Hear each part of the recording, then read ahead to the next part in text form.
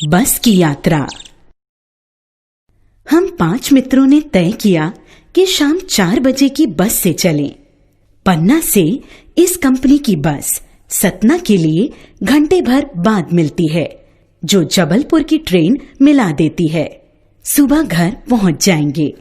हम में से 2 को सुबह काम पर हाजिर होना था, इसीलिए वापस को यही रास्ता अपनाना जरूरी था। लोगों ने सलाह दी कि समझदार आदमी इस शाम वाली बस से सफर नहीं करते। क्या रास्ते में डाकू मिलते हैं? नहीं, बस डाकिन है। बस को देखा तो श्रद्धा उमड़ पड़ी। खूब वयोवृद्ध थी, सदियों के अनुभव के निशान लिए हुई थी। लोग इसलिए इससे सफर नहीं करना चाहते कि वृद्धावस्था में इसे कष्ट होगा।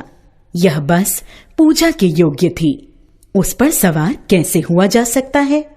बस कंपनी के एक हिस्सेदार भी उसी बस से जा रहे थे। हमने उनसे पूछा, यह बस चलती भी है? वह बोला, चलती क्यों नहीं है जी, अभी चलेगी।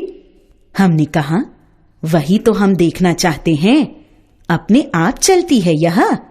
हाँ जी, और कैसे चलेगी? गजब हो गया, ऐसी बस अपने आप चलती है। हम आगा पीछा करने लगे। डॉक्टर मित्र ने कहा, डरो मत, चलो, बस अनुभवी है, नई नवेली बसों से ज्यादा विश्वसनीय है। हमें बेटों की तरह प्यार से गोद में लेकर चलेगी। हम बैठ गए। जो छोड़ने आए थे वे इस तरह देख रहे थे जैसे अंतिम विदा दे रहे हैं। उनकी आंखें कह रही थीं, आना जाना तो लगा ही रहता है, आया है सो जाएगा। राजा, रंग, फकीर, आदमी को कूच करने के लिए निमित्त चाहिए।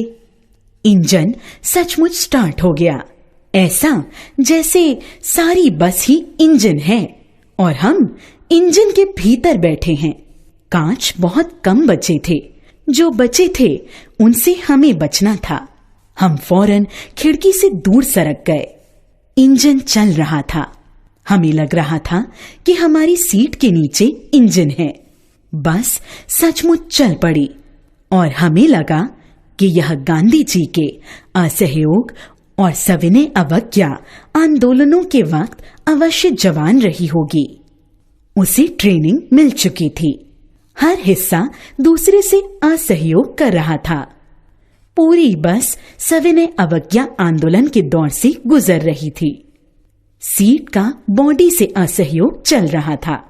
कभी लगता सीट बॉडी को छोड़कर आगे निकल गई है, कभी लगता सीट को छोड़कर बॉडी आगे भागी जा रही है।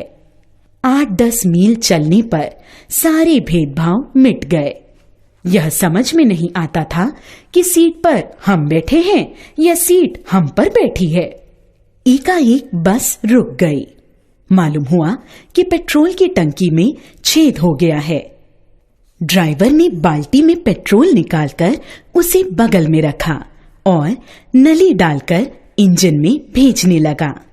अब मैं उम्मीद कर रहा था कि थोड़ी देर बाद बस कंपनी के हिस्सेदार इंजन को निकालकर गोद में रख लेंगे और उसे नली से पेट्रोल पिलाएंगे, जैसे माँ बच्चे के मुंह में दूध की शीशी लगाती है।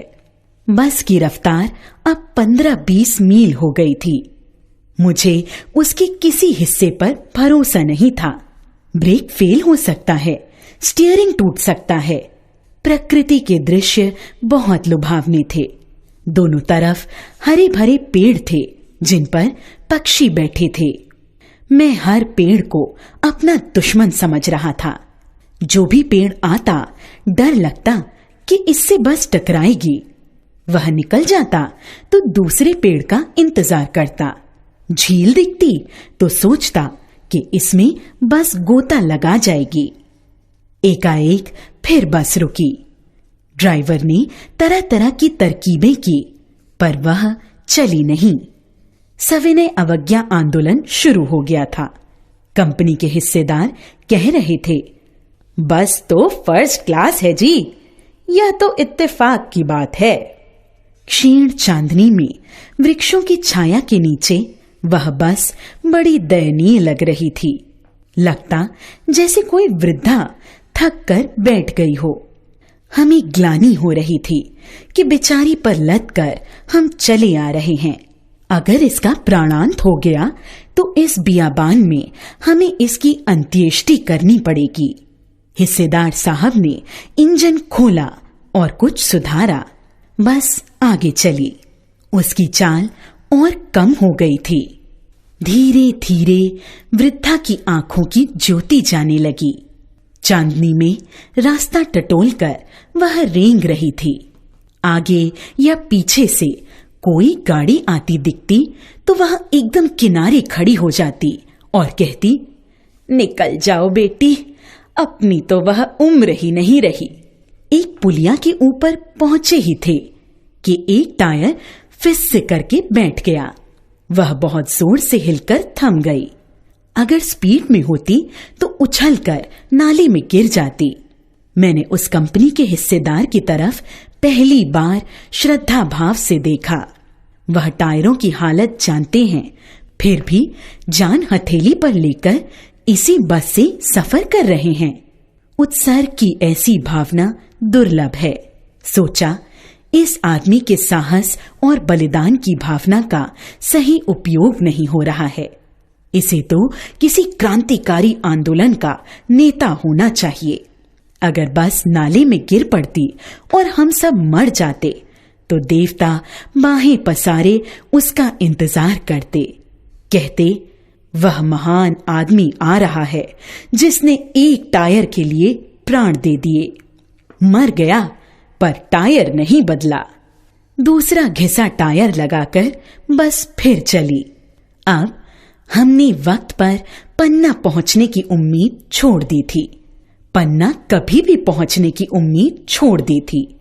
लगता था जिंदगी इसी बस में गुजरनी है और इससे सीधे उस लोक को प्रयाण कर जाना है।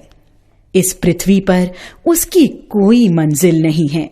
हमारी बेताबी तनाव खत्म हो गए। हम बड़े इत्मीनान से घर की तरह बैठ गए। चिंता जाती रही। हंसी मजाक चालू हो गया।